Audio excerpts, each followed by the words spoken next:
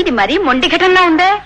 అదేం కాదు, పల్లెటూరు నుంచి వచ్చింది కదా, అంత తొందరగా లొంగటం లేదు. ఎప్పుడు దాని మనసు దాని మొగుడు మీదే ఉంటుంది. పోనీ ఒక పని చేస్తే ఎలా ఉంటుంది? ఏమిటి? భర్త కావాలంటుందిగా, ఆ రాముగాడిని పిలిపించి వాడితోనే మొదటి రాత్రి ఏర్పాటు చేస్తే. అవుననుకో, మరి వాడు ఒప్పుకుంటాడంటావా? ఒప్పుకుంటాడా? వాడి బాబు ఒప్పుకుంటాడు. డబ్బే వాడిని ఒప్పిస్తుంది. డబ్బు కోసం వాడు ఏమైనా చేస్తాడు. వెళ్ళు, ఎక్కడ ఉన్నా వెతికి తీసురా.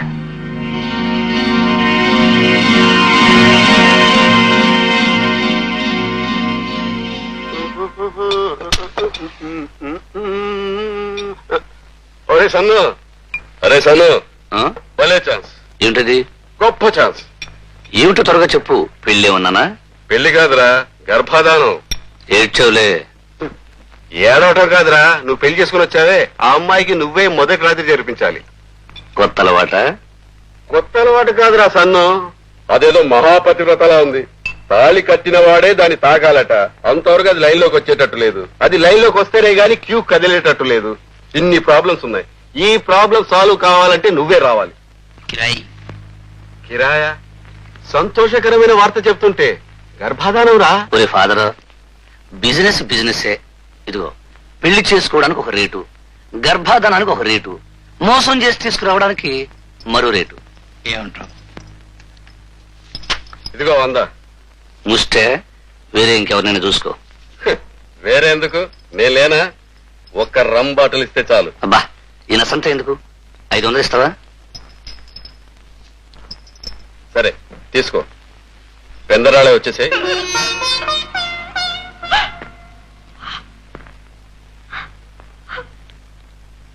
ఎందుకమ్మా ఏడుస్తావు? ఏమీ లేదు. నా ఇంటి గురించి, నా భర్త గురించి నేనెవరితో చెప్పుకోను. నువ్వు ఇంటికి రాగానే మీ మావయ్య గురించి చెప్పాలనుకున్నాను, కానీ చెప్పడానికి నోరు రావడం లేదు. పెళ్ళే ఇంటికి రాగానే నన్ను కూడా తార్చాలని చూశారు.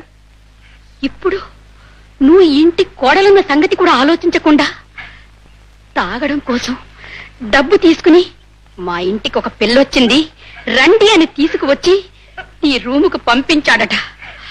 ఆ సంగతి తెలిసి మళ్ళీ నిన్ను చూడ్డానికి భయమేసింది, సిగ్గేసిందమ్మా. ఏమిటమ్మా ఆలోచిస్తున్నావు? నిన్న రాత్రి సావేరి గదికి నేనొచ్చి ఏమిటిక్కడున్నావు అని గద్దించినందుకే కదా. ఏం చేయనమ్మా, మీ మావయ్య అన్నట్టు అనకపోతే నన్ను నరికి పోగులు పెట్టేస్తాడు. నిన్నలా అన్నందుకు ఆ రాత్రంతా నేనెంత కుమిలి కుమిలి ఏడ్చానో నీకేం తెలుసు. అదేమిటత్తయ్య గారు, మీరెందుకు బాధపడతారు? నేను బాధపడక ఇంకెవరు బాధపడతారు? మీ మావయ్య కూడా చేసిన వెధవ పనికి పశ్చాత్తాపడి అన్నం కూడా తినకుండా ఏడుస్తూ కూర్చున్నారు. పైగా ఈ సంగతి అబ్బాయికి తెలిస్తే కొంప మునిగిపోతుందని భయపడుతున్నారు కూడా. లేదత్తయ్య గారు, నేను ఆయనతో చెప్పరా. చెప్పడం కాదమ్మా, అసలు ఈ విషయం మనసులో నుంచి కూడా తీసేయాలి. వాడెక్కడున్నాడో తెలుసుకుని సాయంకాలం వాడిని పిలిపిస్తాను. ముందు కార్యానికి ఏర్పాటు చేస్తాను.